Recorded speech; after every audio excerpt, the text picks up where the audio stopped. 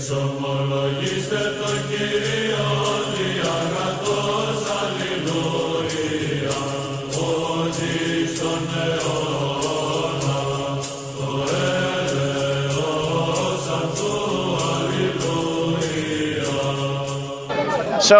I just want to talk about the pro-life march that happened yesterday, and I want to share some observations about that pro-life march.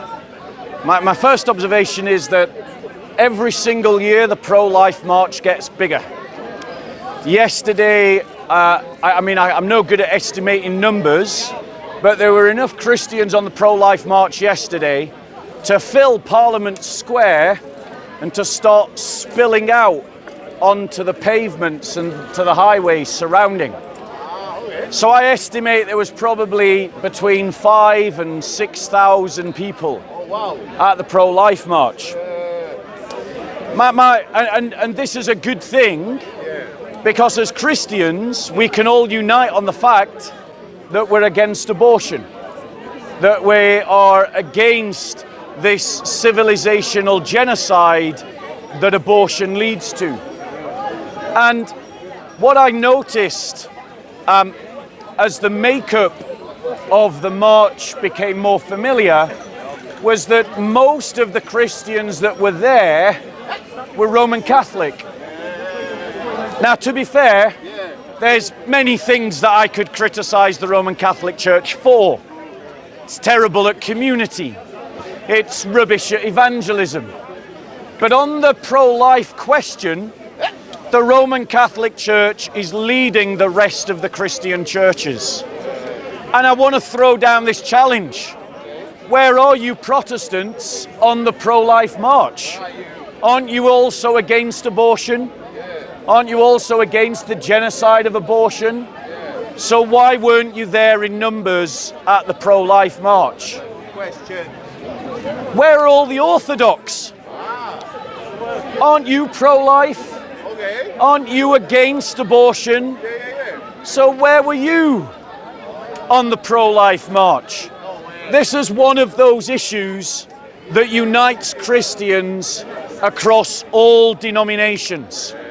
And we should put aside denominational rivalry so that as Christians, Protestant, Catholic and Orthodox, we unite to oppose the industry and the genocide of abortion. Rev or JC, if you got a bottle of water, I'd love it. Now, brothers, something else that I observed on the pro-life march was two-tier policing. Yep, even two-tier policing affected the pro-life march. Let me explain what that looked like. And this is a first-hand eyewitness account of two-tier policing. So this is what I saw at the pro-life march. The police allowed the feminazis and the feminists and the pro-choice brigade to stand right in front and protest and counter-protest right in front of the stage of the pro-life demonstration. In other words, the police allowed the feminazis to disrupt the pro-life protest in their counter-protest. However, when just one pro-life Christian tried to walk in front of the feminazis who were off to the side of Parliament Square holding up a pro-life banner, the police swooped in and stopped him for just walking in front of them with a single banner. In other words, the police allowed the feminazis to be in front of the pro-lifers and divide up and cut up our presence on Parliament Square, but we were not even so much as allowed to walk in front of a bunch of feminazis with a pro-life symbol. What is that telling you, ladies and gentlemen? I also saw one of the feminazis physically assault the brother that had walked in front of them. She hit him with her placard. The police did nothing. Ladies and gentlemen, two-tier policing is a real thing in Britain. What I also saw at the pro-life march was a lot of strong men, strong masculine men who wanted to confront the feminazis in their own terms, to chant against the pro-choice lobby with pro-life chants, heckles and political teasing.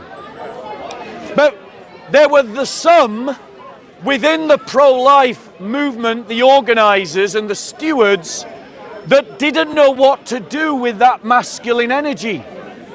They didn't know what to do with strong, confident men being confrontational against the pro-choice lobby. And they actually tried to lie to us and tell us that our counter-protest to the counter-protesters was somehow drowning out the sound system of the pro-life group. In other words, the church has a problem. Christians have a problem. We don't have a place for men to be men. We don't have a place for men to be confrontational. We don't have a place for men to let rip with some of that testosterone and some of that masculinity that wants to have a them versus us approach and wants to confront the enemies and the opponents of the church. That's a problem in the church that we need to fix.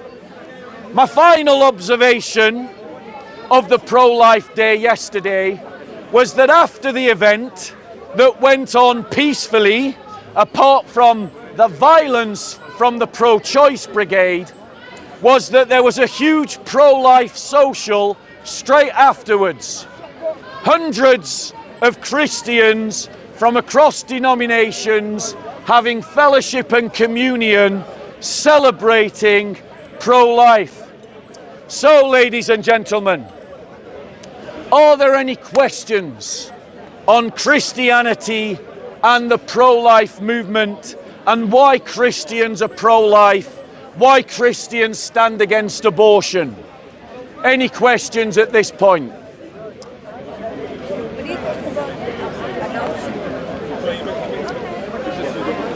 So, ladies and gentlemen, there is an alternative to abortion. It's called adoption. As Christians, we want to see a society that strengthens the mechanism of adoption, that supports women in unwanted pregnancies to carry to term, and then allow those children to be adopted into loving families. Because of the lies of liberal secularism, more and more women are growing old childless, and they are deciding when it's too late in their natural cycle that they want to have children, but then they're finding that their fertility has dropped through the floor and that they can't have children. Why can we not marry up children that are not wanted by mothers to the want-to-be mothers who can't have children, so that we can save the lives of children and allow women that can't have children to find fulfillment in raising children that are otherwise unwanted? On Mike, can you come over here, bro? Over here. Don't come over here. Come in, guys. Don't let him push you out of the way. Guy thinks he owns the park.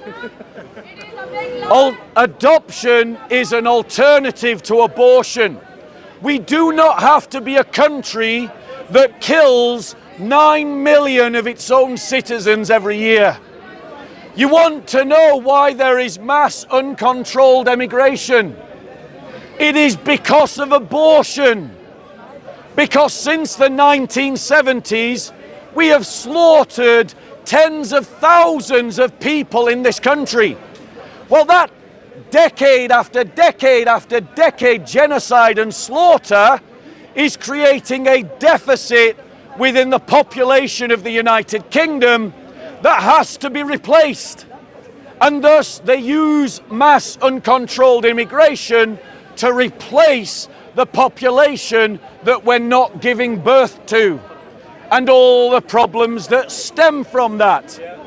Any other questions, ladies and gentlemen? I've heard some pro-choice people say that if a woman has abortion early enough, that it's not a life, it's just a group of cells. Yeah. And that, so you're not killing a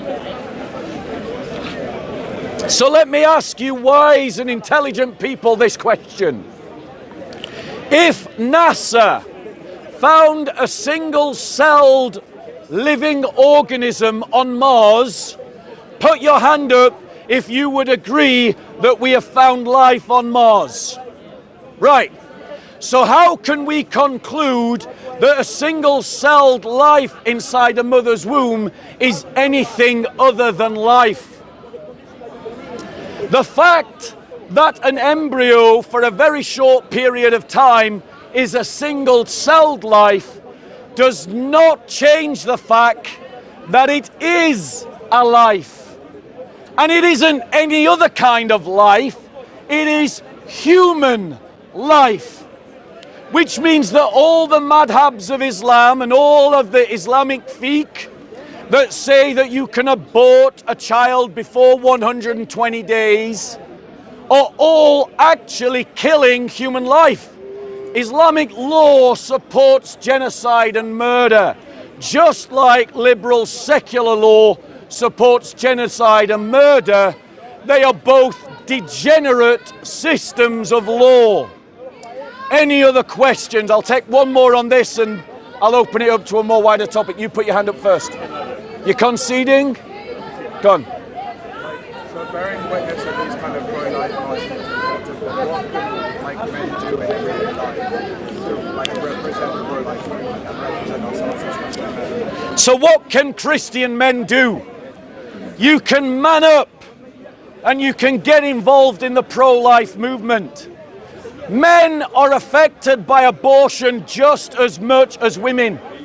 I know men who are mourning the death of a child that they could not save because the British legal system doesn't even give them a voice over what happens to the child that they helped to create.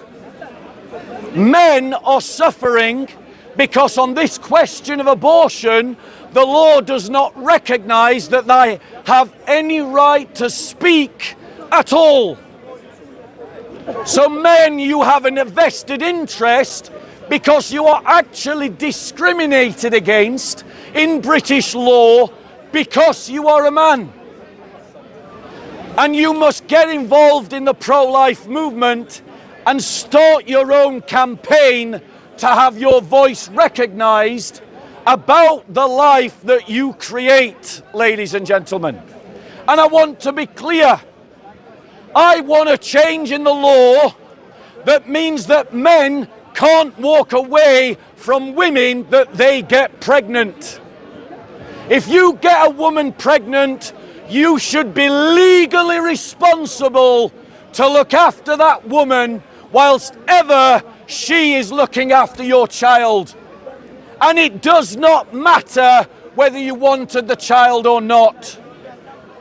However, women, if you say that it's your body and your choice, then it's the man's money and their choice, and you have no claim to child support. We must have an equality in law, but it needs to include the life of the child as sacred and not something that is simply a disposable clump of cells. And just in case you're in any doubt, you are all just a clump of cells.